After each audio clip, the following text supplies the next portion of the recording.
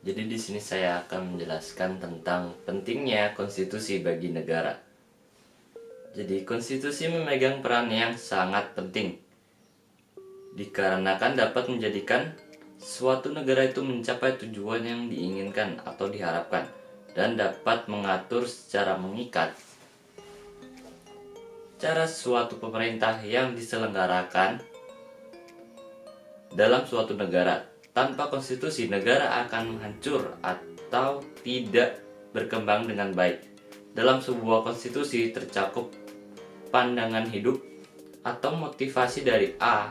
Hamid S. Atamimi yang menyatakan bahwa konstitusi sebagai pemberi pegangan dan pemberi batas dan sekaligus pegangan dalam mengatur bagaimana kekuasaan negara itu akan dijalankan.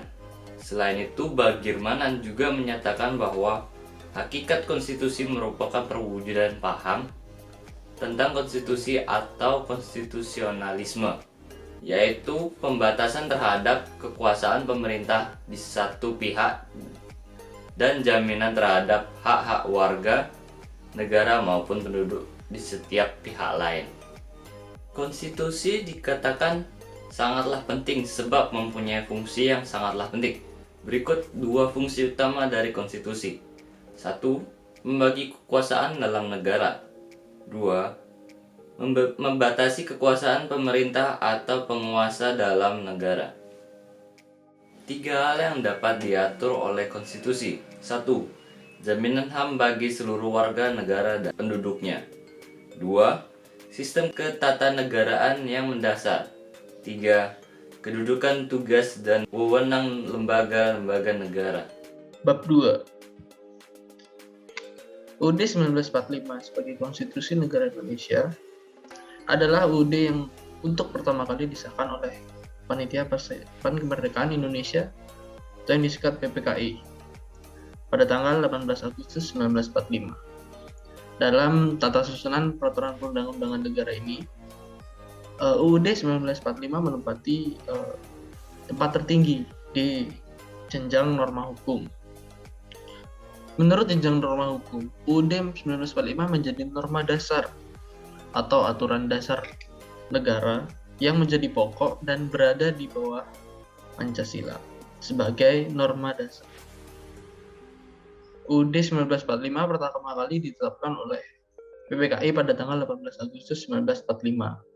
UUD yang ditetapkan oleh PPKI tersebut sebenarnya merupakan hasil karya dari BPUPKI melalui sidang-sidangnya pada tanggal 29 Mei 1945 sampai 1 Juni 1945. Dan pada tanggal 10 Juli sampai 16 Juli 1945, hasil karya dari BPUPKI yakni merupakan rancangan pembukaan hukum dasar dari BPUPKI. Itulah yang selanjutnya ditetapkan menjadi UUD Negara Indonesia yang telah mengalami perubahan seperlunya oleh PPKI.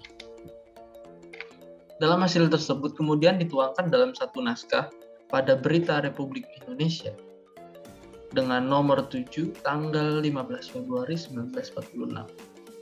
Berdasarkan hal tersebut, maka naskah Undang-Undang Dasar 1945 tanggal 15 Februari 1946 terdiri atas yang pertama pembukaan, kedua batang tubuh, dan 3 penjelasan. Isi UUD Negara Republik Indonesia tahun 1945. UUD 1945 kini terdiri dari dua bagian, yaitu bagian pembukaan dan bagian pasal-pasal. Bagian pembukaan pada dasarnya berisi tentang pernyataan luhur dan cita-cita bangsa.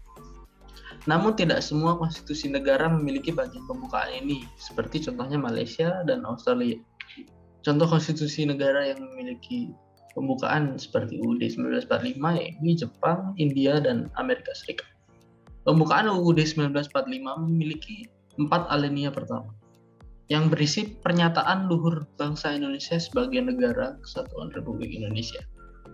Selain itu, berisi juga pernyataan tentang cita-cita, keinginan, dan harapan bangsa Indonesia dalam bernegara, yaitu mencapai masyarakat merdeka, bersatu, berdaulat, adil, dan makmur. Assalamualaikum warahmatullahi wabarakatuh. Om Swastiastu. Perkenalkan, nama saya Fadila Sita Setiawati, NIM 2020-11011 dari Produksi Film dan Televisi Angkatan 2020. Saya dari kelompok 6 akan mempresentasikan dengan materi perilaku konstitusional. Apa sih pengertian konstitusi itu sendiri? Konstitusi merupakan hukum dasar tertulis yang tertinggi. Konstitusionalitas merupakan perbuatan dan tindakan yang sesuai dengan konstitusi. Dan konstitusionalisme merupakan paham berkonstitusi warga negara. Konstitusi sebagai hukum dasar yang utama dan merupakan hasil representatif kehendak seluruh rakyat. Haruslah dilaksanakan dengan sungguh-sungguh di setiap sendi kehidupan berbangsa dan bernegara. Perilaku konstitusional adalah perilaku-perilaku yang senantiasa berdasar dan hanya berpijak pada aturan-aturan penyelenggara bernegara yang tertuang dalam UUD. Kemudian ada hakikat, hak, dan kewajiban. Apa sih pengertian hak? Hak adalah segala sesuatu yang pantas dan mutlak untuk didapatkan oleh individu sebagai anggota warga negara sejak masih berada dalam kandungan. Contoh hak itu ada hak untuk hidup, hak untuk mempunyai keyakinan, dan lain-lain. Kemudian ada kewajiban. Kewajiban segala sesuatu yang dianggap sebagai suatu keharusan untuk dilaksanakan oleh individu sebagai anggota warga negara guna mendapatkan hak yang pantas. Dalam pelaksanaannya, setiap orang yang menikmati haknya terkandung pula kewajiban yang harus dilaksanakan terlebih dahulu. Dan selanjutnya yaitu ada penerapan perilaku konstitusional. Agar perilaku konstitusional dapat terwujud, maka harus dilandasi dengan sikap yang positif terhadap Undang-Undang Dasar 1945, yaitu ada bersikap terbuka, mampu mengatasi masalah, menyadari adanya perbedaan, memiliki harapan yang realistis, penghargaan terhadap karya bangsa sendiri seperti contohnya membeli produk buatan bangsa Indonesia, dan mau menerima dan memberi umpan balik. Oke, dan berikutnya kita ada perilaku contoh konstitusional. Apa sih yang harus kita lakukan sesuai perilaku konstitusional? Yuk simak pembahasan berikut, yaitu yang pertama, bagi penyelenggara negara. Ada dari MPR. Apa sih tugas perilaku konstitusional bagi MPR? Yang pertama yaitu mengubah dan menetapkan UUD, melantik presiden dan wakil presiden, memberhentikan presiden dan atau wakil presiden dalam masa jabatannya menurut UUD. Dan bagi presiden dan kementerian ada perilaku konstitusional. Yang pertama, tidak pernah mengkhianati negara, mampu secara rohani dan jasmani untuk melaksanakan tugas sebagai presiden dan wakil presiden, mengajukan rancangan UU kepada DPR, kemudian ada menetapkan peraturan pemerintah untuk menjalankan.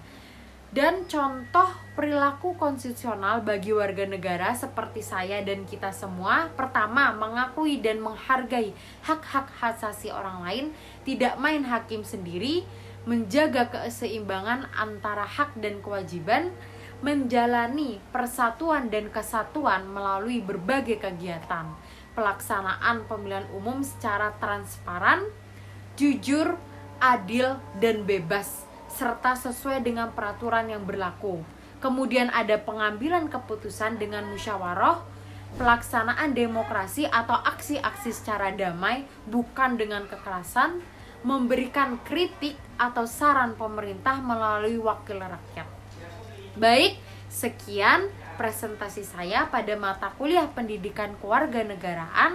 Ada salah katanya, saya mohon maaf. Terima kasih. Assalamualaikum warahmatullahi wabarakatuh.